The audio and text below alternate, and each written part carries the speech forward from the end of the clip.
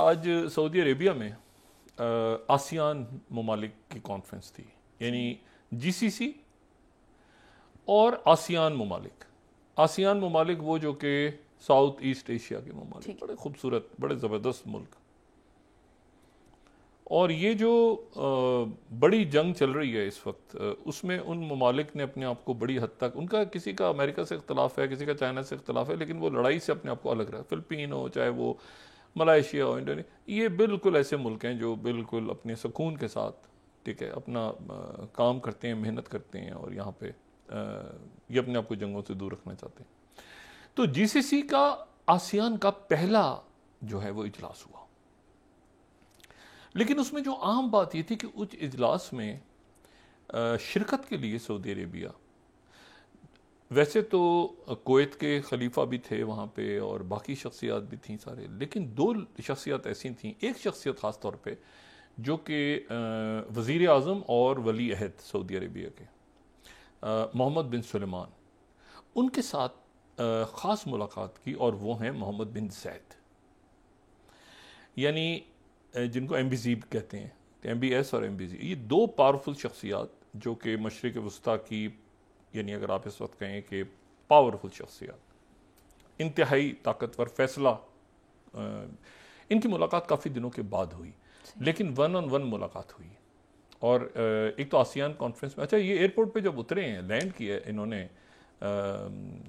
Abu Dhabi से, तो airport पे ही इनको जो है वो जो सदर हैं अबू धाबी मुत्तहिदा अरब अमारात के, मोहम्मद बिन ज़ैद, उनको इस्तकबाल करने के लिए मोहम्मद बिन सुलेमान थे, उन्होंने उनको एयरपोर्ट पे रिसीव किया, और फिर ये दोनों साथ गए और काफ़ी देर तक इनकी अलग मुलाकात भी हुई, और यकीनन इसी बात पे मुलाकात हुई कि अब आगे व्हाट नेक्स्ट। अच्छा, अमीर कतर भी थे, सही। अमीर कतर से भी मुलाकात जो है वो ज़ाहिर है कि सऊदी अरेबिया के जो लीडर हैं उनकी भी हुई, मुत्तहिदा अरब अमारात। तो ये कॉन्फ्रेंस के साथ साइड लाइन पे ये आपस में सबकी मुलाकात हुई तफसीली, और उसमें अब 14 दिन गुजर गए, प्रेसिडेंट बाइडन ने ये बात कह दी, रात को जो है वो इराक़ में और शाम में भी मुख्तलिफ जो अमेरिकन बेसिस हैं उनके ऊपर रॉकेट फायर हुए, कोई जानी नुकसान नहीं हुआ, लेकिन रॉकेट फायर हुए इराक़ के अंदर। इससे पहले लेबनान और इसराइल का जो बॉर्डर है वहाँ पर झड़पें जारी हैं, लेकिन अब इसमें हुतीस की तरफ से और इराक़ और ये अगर हम देखें यहाँ पर हिज़्बुल्लाह के पास जो वेपनरी है इस वक्त, ये उसकी रेंज है। हिज़्बुल्लाह के पास जो वेपनरी है तो वो उसकी रेंज जो है वो भी बहुत ज़्यादा, यानी उनका जो ख़ास तौर पे इसका डी है, ठीक है ना, जो बक्का वैलीस में यहाँ पे, और उसके बाद तो आप देखें तो उसकी रेंज कहाँ तक जाती है। ये हिज़्बुल्लाह की रेंज है। इसराइल तो आ ही गया, लेकिन आप बाकी देखें तो एक बड़ी रेंज है इनकी, ये हिज़्बुल्लाह के पास है। और जाहिर है कि हिज़्बुल्लाह उस दिन रात को 7,000, यानी आप, मुझे बिल्कुल इसराइल का अभी तक नहीं पता कि उन्होंने किया है 7 तारीख को। एक बड़े हमारे अच्छे दोस्त हैं, दोस्त भी, कोलीग भी, रॉन सस्किन, ये वॉल स्ट्रीट जर्नल्स में भी रहे, इन्होंने काफ़ी काम किया, न्यूयॉर्क टाइम्स में भी काम किया, इनसे बड़ी मुलाकातें भी रही हैं मिडल ईस्ट के ऊपर और बाकी दुनिया पे, बड़ी इनकी किताबें भी वगैरह आई हैं। तो इन्होंने किताब लिखी थी, 1% डॉक्ट्रिन इनकी किताब थी, रॉन सस्किन की किताब थी 1% डॉक्ट्रिन। 1% डॉक्ट्रिन जो है ना वो थी ये 9/11 के इंटेलिजेंस के हवाले से, लेकिन उसका जो बुनियादी है ना 1% डॉक्ट्रिन, वो 1% डॉक्ट्रिन का बुनियादी थीम ये है, ये इंटेलिजेंस और फौज और इधर लोग ज़्यादा पढ़ते हैं, तो बड़ी इंटरेस्टिंग बुक है। उसमें कहते हैं 99% नहीं, अगर 1% का भी शक है ना, 1% भी शक है कि यहाँ कोई गड़बड़ हो सकती है, तो समझ लो कि गड़बड़ होगी।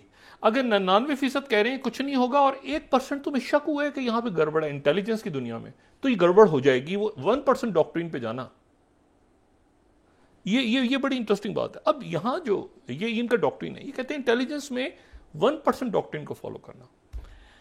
अब यहाँ इशू ये है कि सीरिया कह रहा है कि, सॉरी, इजिप्ट कह रहा है कि हमने ये बताया था पहले, वो कहते हैं हमें नहीं पता था, वो कह रहे हैं हमारा फेलियर हो गया। अच्छा, वज़ीर दिफा कह रहे हैं मुझसे गलती हो गई, वो नेतन्याहू मुझे नहीं पता था, वो उनका जो जनरल आता है हर दूसरे दिन कहते हैं मुझसे गलती हो गई, हमें फेलियर हो गया, ये हो गया, फलां हो गया।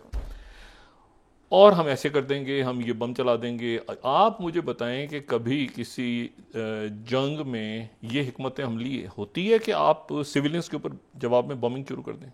यानी पिछले 14 दिनों से सिर्फ एक चीज़ नज़र आ रही है, एक तो ये कि पानी, बिजली। आज भी वो रफा बॉर्डर नहीं खुल सका। और कल इजिप्ट के अंदर एक इंटरनेशनल कॉन्फ्रेंस हो रही है जहाँ पे बहुत सारे लोग कल जनरल सीसी की दावत पे वहाँ पे आ रहे हैं, यूरोप से भी आ रहे हैं कई लीडरान, कई कल देखते हैं कि फाइनल लिस्ट क्या होती है, लेकिन कायरा समिट हो रही है कल बड़ी। ठीक है। अब उसमें आप मुझे बताएं कि किसी जगह पर ये, अब मैं आपसे, मैं कहूँ कि जंगी हिकमत अमली क्या है? एक अटैक हो गया है, एक अटैक हो गया, एक हमला हो गया है, तो ठीक है, तो अब जवाब कैसे देना है? तो जवाब कैसे देना है कि उनका पानी, बिजली बंद करके और उनके बॉम्बिंग शुरू कर दें? और फिर वो वहाँ पे आज तो यूनाइटेड नेशंस के जो सेक्रेटरी जनरल हैं वो खुद पहुँचे हुए थे रफा बॉर्डर, बड़े तकलीफ में उनका नज़र आया, वो बड़े परेशान नज़र आए, क्योंकि प्रेसिडेंट बाइडेन ने कहा था कि मैं बस बात तय करके आ गया हूँ, ये बॉर्डर खुल जाएगा। बॉर्डर नहीं खुला। ऋषि सुनाक आए, ऋषि सुनाक इसराइल गए, इसराइल के बाद सऊदी अरेबिया, सऊदी अरेबिया के बाद कतर, कतर के बाद वो काहिरा गए, लेकिन वो ना होस्टेजेस तय हुआ, ना वो रफा बॉर्डर खुल सका।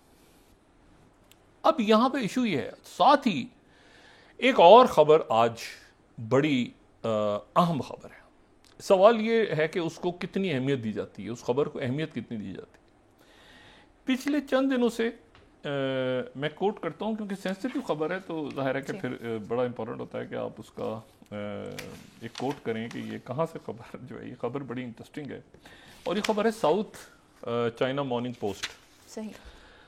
साउथ चाइना मॉर्निंग पोस्ट की 14 स्लाइड वही कह रहे हैं कि चाइना की पीपल्स लिबरेशन आर्मी ने 6 वॉरशिप्स पिछले एक हफ्ते के दौरान मिडिल ईस्ट में भेज दी हैं। 6 वॉरशिप्स, उनके 2 थे, इन्होंने 6 भेज दिए हैं। और अगर इसको हम थोड़ा सा क्लोजली खबर को देखें तो इसमें जदीद तरीन उनके जो पीएलए का 44 टास्क फोर्स है, वो वहां से मस्कत से चली है, वो आगे, मतलब वो मुख्तलिफ जगहों से, बंदरगाहों से उनके जो बड़े बहरी बेड़े हैं वो चाइना के मशरिक़ वस्ता में पहुंच गए। मैंने आपसे कहा ना कि ये खबर बस एक खबर है, लेकिन वो इन्होंने ना अनाउंसमेंट करते हैं, ना कुछ बात करते हैं, वो बस एक बता देते हैं। वो किसी जरिए से खबर आ गई, हमारी एयरफोर्स के साथ वो जॉइंट एक्सरसाइजेस करेंगे, सब कुछ करेंगे, लेकिन ये है कि 6 बहरी बेड़े जो हैं इस वक्त उनके चाइना के पहुंच गए हैं। कहां पे? मशरिक़ वस्ता में। अच्छा, इसका अब एक तीसरा रंग भी है, और वो रंग है कि अमेरिका की बेसिस हैं। अभी अमेरिका यहाँ पे अभी जा नहीं रहा, अमेरिका जा नहीं सकता, अमेरिका बिल्कुल फंस गया है ये मिडिल ईस्ट के अंदर। अब पॉलिसी क्या होगी, क्योंकि इन्होंने जाना था, इनका मसला जो है वो चाइना से है। अब इस पूरी, पहले यूक्रेन वॉर का फायदा हुआ चाइना को, और अब इस जंग में चूंकि और कंज्यूम हो रहे हैं और पैसा दे रहे हैं और फटे पड़े हो, तो ये इसी जंग में यही जो है आगे इलेक्शन तक जाएगा मामला। और इसी में अब अगर ये मैं देखूं यहाँ पे कि ये यूएस बेसिस कहाँ है मिडिल ईस्ट में, ये ईरान के गिर्द इन्होंने बनाई है कि जी ईरान के, तो इस बेस के ऊपर कि जी ईरान को हमने घेरना है, तो ये बहरीन में मौजूद हैं। हालांकि ईरान और अरब ममालिक के ताल्लुकात अब ठीक हो चुके हैं, लेकिन उससे पहले इन्होंने ईरान की बेस पे इन्होंने जनाब बहरीन में ये मौजूद हैं, फिर ये जनाब ये टर्की में मौजूद हैं, फिर अल-उदैद कतर में मौजूद हैं, फिर ये उसके बाद जो है ये बहुत जगहों में अमेरिकन ट्रूप्स मौजूद हैं ना, मशरिक़ वस्ता में कई जगह मौजूद हैं। और इनका ये था कि हम यहाँ से फौज निकालेंगे और कम करेंगे। उसके बाद बड़ा शोर हुआ कि भाई आप कम करेंगे तो यहाँ पर तो सेटल तो हुआ नहीं है, अभी तो हालात ख़राब है यहाँ पे। तो फिर ये रुक गए थोड़ा सा, लेकिन असल तो इशू चाइना है, असल इशू ये नहीं है। सकिन हो गए मशरिक़ वस्ता में, तो बिल्कुल यहाँ पर आप जो है वो मतलब फंस के रह जाएंगे। अच्छा, इसराइल फंसा हुआ है कि अब रोज़ उनका आता है कि किसी भी वक्त हमला शुरू करेंगे, मगर मसला ये है कि उसके बाद क्या होगा, ठीक है, क्योंकि हुतीज आ गए, हिजबुल्लाह आ गया, प्यूटिन को आपने साथ जोड़ दिया हमास के, और इसमें जो इराक और शाम के अंदर मिसाइल हिट हो गए, आज उन्होंने हिट कर दिया कल रात को।